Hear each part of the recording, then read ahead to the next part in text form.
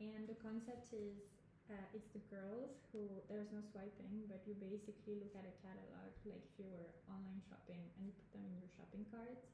And once you put them in your shopping cart, they cannot be contacted by any other girl for like 24 hours or something like that. So it's kind of, you're literally shopping for the man of your dreams kind of thing. Huh. And yeah, adopt a guy. One thing that I wanted to avoid is I don't know if you remember dating in the 2000s, like before Tinder made it okay to meet people online. There were dating websites and it was considered to be not cool to use them. Yes. And so there were things like Plenty of Fish and Match.com and stuff like that. And what's funny is eventually Match.com won because they're the ones that, if I remember, they own all of the dating websites like Tinder and Hinge and all of those. So they won in the long run. But back then in the 2000s, it was kind of cringe to use it. It was like kind of like frowned upon.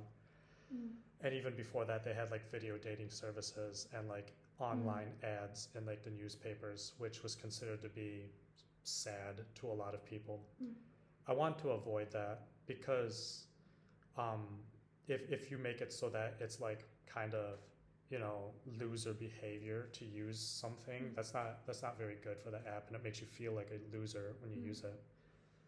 And I'm guessing to a certain degree, people who use Tinder, even though it's accepted to use dating apps like Tinder, people probably still feel like a loser when they are swiping right on like 100 people and no one matches them back. So that really hurts your mentality. I guess I'll start making the video right now, which is, and I understand, Erin, if and when you have to leave, is that one thing that I talked about earlier is when you are swiping left or swiping right on people and you're just basing it off the first photo, you're not looking at that person as a human being. You're not considering their likes and interests and what makes them uniquely human. What you're looking at is their image and is it if I want to date this person. Imagery, exactly. Yeah. And that's why I didn't want to make this only dating, because if you make it both networking and friendships, it's almost like real life. It replicates real life because throughout your daily life, if you go outside the house, you're going to meet people that are potential networks, potential friends, or potential people that you date. You're just swiping left on 200 people, or you're swiping right and no one's matching you back. That dehumanizes people. But also by limiting the number of people that you can meet with, it also replicates real life. You're not going to meet 2,000 people in one day. And another thing is by intentionally having to scroll down to the bottom, you see the entirety of their profile before moving on to the next person. So it's like you don't reject them. They're just, you move to the next person. But for that given day, since there's a limited amount of people per day, you're eventually going to come right back to the profile. So they're not rejected, and you might give them a second chance to become a friend or a network or a potential dating partner. I mean, this is what surprises me. I guess on Tinder you don't say what you like or you don't like, no? Do you give a filter of what you're looking for? You can, but like it's generally kind of cringe. And I remember like I would have cringe things on Tinder. I haven't used Tinder in a really long time, but I don't know, like it would be like my height and then like my favorite thing, road trips or something like that. And it's almost, and I don't like this, but it's almost like the more information you put in Tinder, the more cringe you are, because it's like, why is this person trying so hard? And it's like, I don't know, it's somehow backwards and toxic. Yeah. And more like, don't you have to fill in a form and then shouldn't the algorithm show you people that meet the thing, like the interest, the personality traits that you are looking for? Technically, I think all you have to put in is like your age, and then photos. Okay. You don't have to actually write anything. Okay, fair enough. Do you have to go? Yes. It's turning on. But thank you for sharing because coincidentally, we're in our conversation today. We're repeating two most prominent keywords that we are actually helping us to set us away from the market is the healthiness and the real connection, authenticity. Just thanks the Lakers one and the Fika I shared with you earlier. They don't focus on countless brainless wiping, but rather it's about the in-depth connection. If you want to add more friends, you got to remove one first. Yeah. The maximum is 8. That's for a Fika. So somehow our mechanism is somehow can learn from that, and we're not saying copy, but we can learn from that, and based on it, we can start to deploy further regarding the in-depth connections and how you can, like you said, give them a chance to be not just a dating partner, but just a friends who share the same story, same passion, who the same background like that. So yeah, that's something we're start to differentiating ourselves from ideal, but now we're translating into a feature that can work.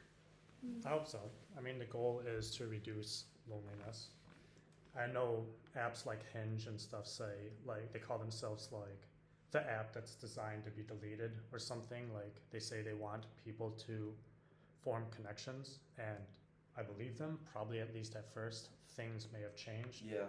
But I actually do want us to make it so that this reduces loneliness. And loneliness is a very rightful keyword. I mean, and tackles the biggest issue right now.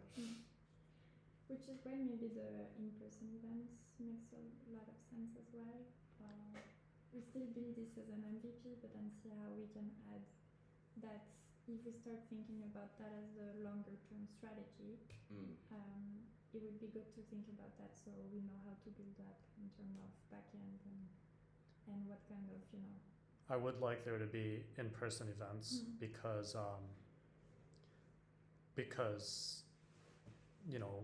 real connections take place in person. It takes time. Yeah. And it takes a lot of time. But it's going to be expensive, so we have to figure out a way to make it so it doesn't eat into our budget. But it could also be a revenue source if like we sell tickets. Yeah, that's one thing. Another thing is to let it community-led, so the people in the Community-led, events. Community. That's why I mean, like, we need to consider what's possible, because the main challenge is that if you organize it in person yourself, then that means that only the people in the US can organize the events. The team in Vietnam, not at all. We can support the research of the venue, stuff like that, but we don't know the city, we don't know what the place looks like. We sleep at the time that we should be awake to talk to suppliers, so that's why I'm saying it would put a lot of effort and resources on the US team, which is also the most expensive team. Yep. So unless you have a clear return on investment plan, I would put a pin on the idea that we organize events. That makes perfect sense, yeah. Until we find a runaround, if we feel like that makes sense, or to make one big event per year, for example, that we organize, and then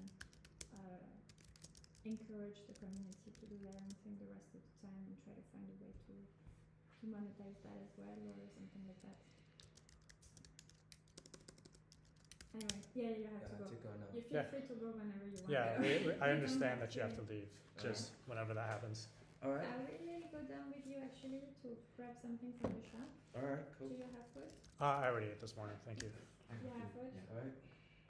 I'll come down with you. By our next journey, we grow in flesh. Alright, so yeah, just as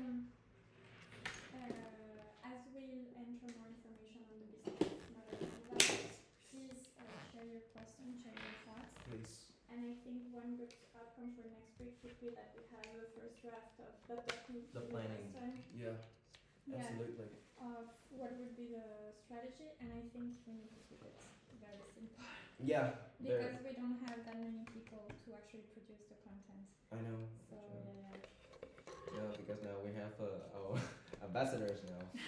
Everything will focus on you. Okay, thank you, James. Thank you, Paula.